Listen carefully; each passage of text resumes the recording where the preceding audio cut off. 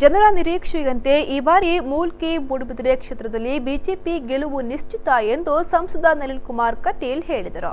ಅವರು ಮೂಲ್ಕಿಯ ವಿಜಯ ಸನ್ನಿಧಿಯಲ್ಲಿ ಬಿಜೆಪಿಯ ಚುನಾವಣಾ ಕಚೇರಿಯನ್ನ ಬುಧವಾರ ಉದ್ಘಾಟಿಸಿ ಮಾಧ್ಯಮದೊಂದಿಗೆ ಮಾತನಾಡಿದರು.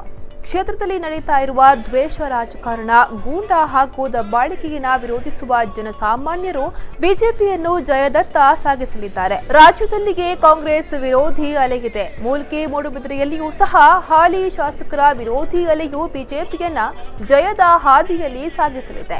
ಅಭಿವೃದ್ಧಿಯ ಹೆಸರಿನಲ್ಲಿ ಲೂಟಿ ಮಾಡುವ ಗ್ಯಾಂಗ್ ಆಗಿರುವ ಕಾಂಗ್ರೆಸ್ ಮುಕ್ತ ಕರ್ನಾಟಕವನ್ನಾಗಿ ಜನರೇ ಮತದಾನದ ಮೂಲಕ ತೋರಿಸಲಿದ್ದಾರೆ.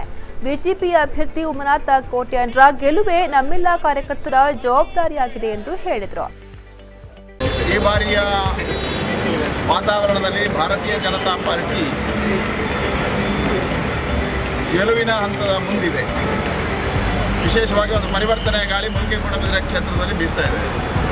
ಎಲ್ಲ ಸರ್ವೆಗಳು ಇವತ್ತು ಮೂಲ್ಕಿ-ಮೂಡಬಿದ್ರೆ ಭಾರತೀಯ ಜನತಾ ಪಾರ್ಟಿಯ ಅಭ್ಯರ್ಥಿಯಾಗಿರ್ತಕ್ಕಂಥ ಉಮನಾಥ್ ಕೋಟ್ಯಾನ್ ಅವರು ಗೆಲ್ತಾರೆ ಅನ್ನತಕ್ಕಂಥ ವಿಶ್ವಾಸವನ್ನು ವ್ಯಕ್ತಪಡಿಸಿದ್ದಾರೆ. ಕೇವಲ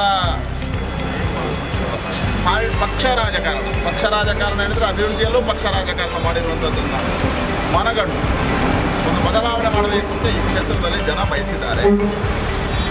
ಜೊತೆಗೆ ಸಿದ್ದರಾಮಯ್ಯ ಸರ್ಕಾರದ ಆಡಳಿತದ ವೈಫಲ್ಯಗಳು, ನಿರಂತರವಾಗಿ ನಡೆದಿರತಕ್ಕಂಥ ಗೋಹತ್ಯೆಗಳು, ಪ್ರಶಾಂತ್ ಪೂಜಾರಿಯಿಂದ ಹಿಡಿದು ದೀಪಕ್ ರಾವ್ ವರೆಗೆ ಈ ಜಿಲ್ಲೆಯಲ್ಲಿ ನಡೆದಿರತಕ್ಕಂಥ ಹತ್ಯಾ ಘಟನೆಗಳು, ಇದೆಲ್ಲ ಜನರ ಮನಸ್ಸಿನಲ್ಲಿ ನೋವನ್ನು ಭರಿಸಿದೆ, ಆಕ್ರೋಶವನ್ನು ಭರಿಸಿದೆ.